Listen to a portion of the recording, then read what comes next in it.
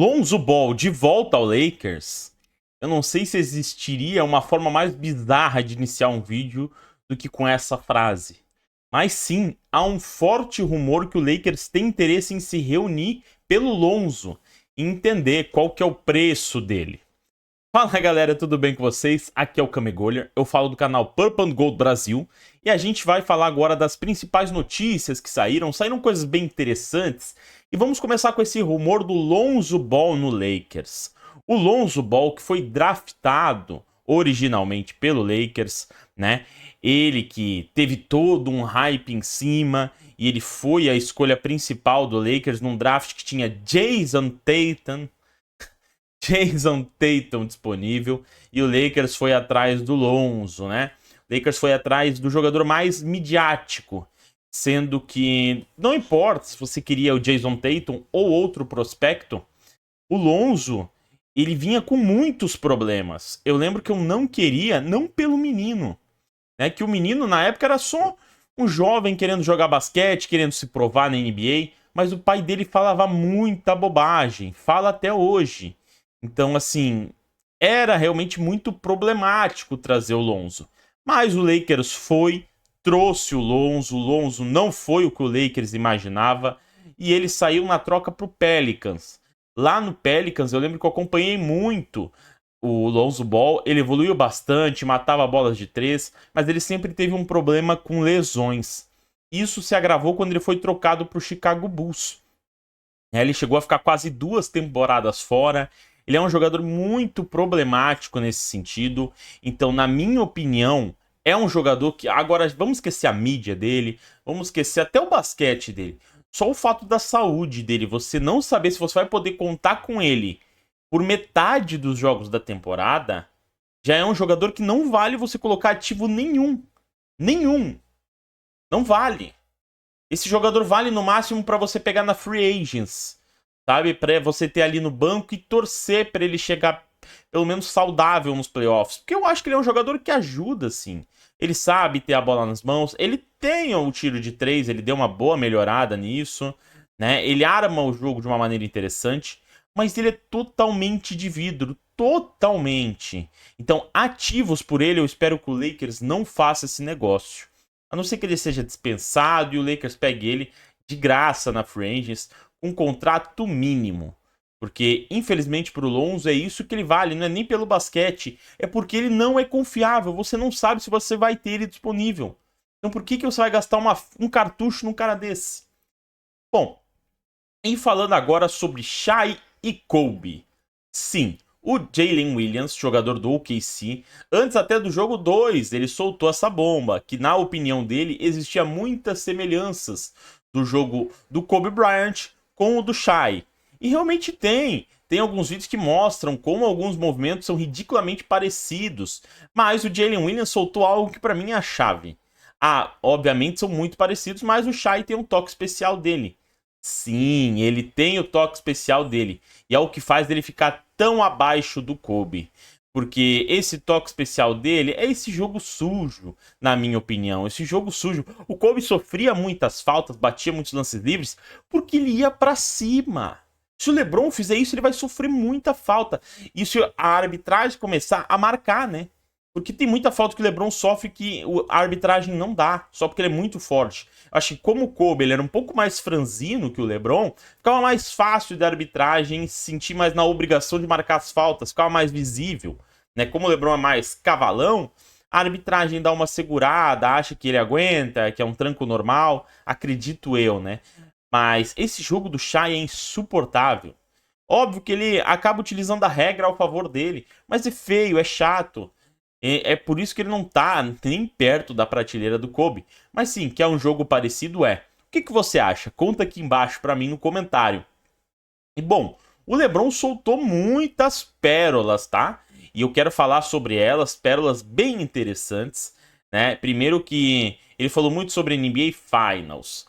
Começou dizendo que a família dele, ele nunca levava para os jogos que não eram decisivos. O que ele quer dizer com isso? Jogos em que não tinha como fechar a série. Ele falou que se o jogo estava 3-1, ele levava a família. Se o jogo estava 3-3, como naquela final contra o Golden State, a família dele estava lá. Por quê? Porque dessa maneira, olha como eu achei isso interessante. Dessa maneira, ele não ficava distraído pelo fato da família dele estar lá. E se acontecesse alguma coisa extra-quadra, isso não ia mexer com a cabeça dele. Por exemplo, alguém fala alguma bobagem para Savannah, para um filho dele, ele ia sentir isso facilmente. Ele falou isso, não fui eu. E para mim aqui mora uma grande diferença, que mostra por que jogadores como Kobe e Michael Jordan estão acima e são diferentes em relação ao senhor LeBron James, que é um mental. Eu não acho que o Kobe Bryant, com a família dele lá, ou em casa, ele estava pensando em alguma coisa que não fosse o jogo quando ele estava dentro de quadra. Michael Jordan, idem. Né? É um mental mais forte. Por isso, talvez, que o senhor LeBron James tenha tanta dificuldade nos últimos quartos. Talvez ele se afete por coisas que a gente nem sabe. Né? Que é um jogador completo, com toda certeza. Mas ele não tem esse sangue decisivo. Ele teve seus momentos. Óbvio que vocês vão citar. Mas ele não é aquele jogador conhecido por ser decisivo.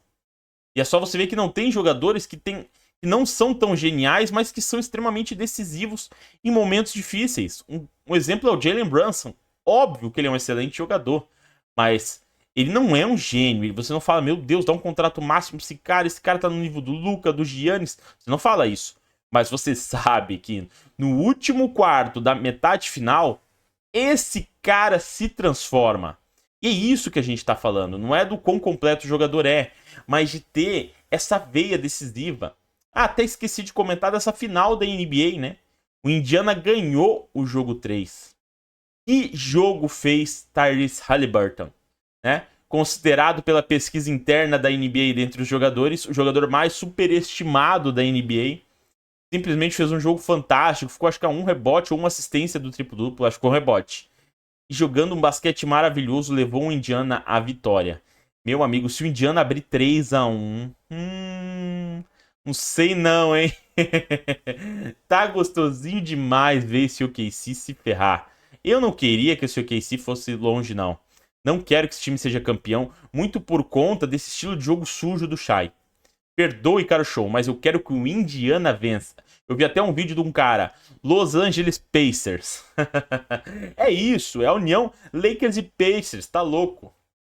E voltando a falar um pouquinho do LeBron James, ele também comentou o conselho que ele daria para quem está na NBA Finals. Outro conselho que mostra um pouco do mental do LeBron. É muito interessante a gente pensar isso de uma maneira fria e analisar como esse cara pensa. Porque ele falou que é totalmente diferente de um jogo comum. Por quê? Ele disse que se aproxima mais a um All-Star Game. Ou seja, é um evento. Você não tá lá só para jogar basquete. Não, às vezes a quadra tá fechada, você não pode ir. Tem entrevistas diferentes. É realmente um All-Star Game, porque é um evento. Como ele disse, tem muitos jogadores da NFL que já falaram que detestam o Super Bowl. Porque não é um jogo, é um evento. Isso atrapalha, mas ele falou que o conselho dele é desfrute. Desfrute daquele momento, né? Tente pensar no que realmente é importante, porque você não vai estar lá sempre. Então desfrute quando você estiver lá, porque você vai aprender a se divertir, porque é divertido. Foi isso que o LeBron James falou. Ele falou outra coisa interessante, deixa eu ver aqui nas minhas anotações que eu quero trazer para vocês. É da família dele. Os conselhos. Tem uma notícia aqui do Luka que eu quero trazer para vocês também. Bom, ele disse... ele falou sobre aquele negócio, né? Do mercado pequeno na final da NBA. Ele disse que não é sobre isso, e sim sobre que história está sendo contada. E olha, eu vou falar aqui o que ele disse, mas eu quero já adiantar que eu concordo plenamente com ele.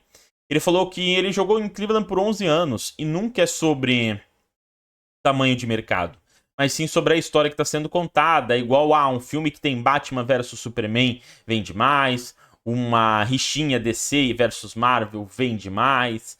São coisas que as pessoas querem ver esses grandes confrontos. E se a gente parar para olhar, realmente essa NBA Finals não tem isso. Não tem esse charme. Tem um jogador que tá ganhando muito carinho do público, Haliburton. Mas do outro lado tem um que o povo não gosta de assistir. mesmo que ele seja o MVP, as pessoas não gostam de ver o Shai jogar. Então imagine, isso pesa muito para que a pessoa perca o interesse da final. Eu realmente não tô assistindo, eu vejo os melhores momentos porque eu não tenho interesse nessa final. Eu não gosto de ver o Shai jogar. Eu não gosto. É chato. É chato. E eu não acho que ele seja o que todo mundo fala. Eu acho que ele é bom jogador. Só. Eu preferia 1000 vezes o Haliburton. Haliburton é craque. O time cresce com o Haliburton. O time sobe de patamar só por ter o Haliburton em quadra. Mas, assim, não tem essa história. Obviamente ele elogiou as duas equipes, né? O OKC e o Indiana, dizendo que são equipes que jogam verdadeiro basquete e por isso que é maravilhoso de se assistir. E quem assistir vai gostar do que tá vendo justamente por isso, assim como ele, né? Mas eu acho que ele quis dar a entender que a audiência só fica baixa quando você não tem algo que chame a audiência. E isso LeBron James está de parabéns, baita visão de mercado. A tenista Coco Gauff também foi falar sobre o LeBron. E ela citou que nas Olimpíadas, não sei se vocês se recordam, ela era a representante feminina americana e o LeBron era o masculino. E ela disse que era incrível, porque ela via várias lendas dos esportes americanos lá, e todos meio que abriram um mar vermelho pro LeBron James e pegar a bandeira. Assim, ninguém se sentiu como é que eu posso dizer, se sentiu traído por não estar no lugar de LeBron. Não, todos aceitaram com a extrema facilidade. Ela disse que o LeBron James tem aura infinita. Eu achei isso muito legal. Uma informação bem interessante. E o Robert Horry fez fortes declarações sobre Luka Doncic, né? Ele disse que o Luka Doncic tem que melhorar na defesa. Ele falou que é inadmissível a defesa do Luka Doncic. Porque, ele faz 40 pontos, mas 35 vão na costa dele. Então aqueles 40 dele não servem de nada. E ele falou que em Dallas, beleza, ele tinha jogadores que acabavam tampando essa deficiência defensiva, né? Essa falta de efetividade defensiva, ou seja, tiraram esses defeitos dele, faziam ficar mascarados. Mas que o Lakers dessa temporada provou que o Luka Doncic, se ele não melhorar na defesa, ele vai só precisar realmente sempre ter gente limpando as cagadas dele. Porque Lakers sem pivô, pronto. Não tinha todo mundo buscando o Luka Doncic, ele só na frente, ele não estava defendendo. Ele só fica na frente do cara. E aí não tem jeito, e aí a deficiência dele acaba fazendo os 40 pontos dele não ser nada. E como ele disse, ele falou que ele não liga pro peso do Luka Doncic. Se você tá pesando bastante, não tem problema. Entregue seus 40 pontos e vá pra academia treinar para você conseguir também defender. Treine a sua defesa. Porque ele falou que quando ele olha o Luka Doncic, parece que não é que ele defende mal. É que ele não defende com vontade. Porque ele se guarda pro ataque. E isso é bem visível mesmo. É uma opinião bem importante e que se a gente for parar para analisar, parece isso mesmo. Né? Então, ele que trabalha esse lado defensivo, talvez agora ele melhorando fisicamente, além de ele se tornar um monstro ainda maior na parte ofensiva, ele sobre gás para defender mais. Então, assim, já pensou se o Luka Doncic começa a ser um defensor de elite? Meu Deus. Meu Deus do céu. Bom, tô empolgado para a próxima temporada, porque eu acho que o Luka vai vir mordido, tá? Mas o vídeo de hoje é isso, pessoal. Tinha bastante coisas interessantes para falar para vocês. Adorei passar esse tempo aqui com vocês. Saiu um pouquinho mais tarde, mas saiu, né? Não se esqueça de deixar o seu like aqui embaixo. O like é muito importante para que o YouTube entenda que esse vídeo é relevante e assim ele mande para mais pessoas. Comente também as suas opiniões sobre tudo que eu falei aqui, né? Inclusive, quando você vai assistindo aqui os vídeos do canal, já vai comentando sobre o que eu tô falando.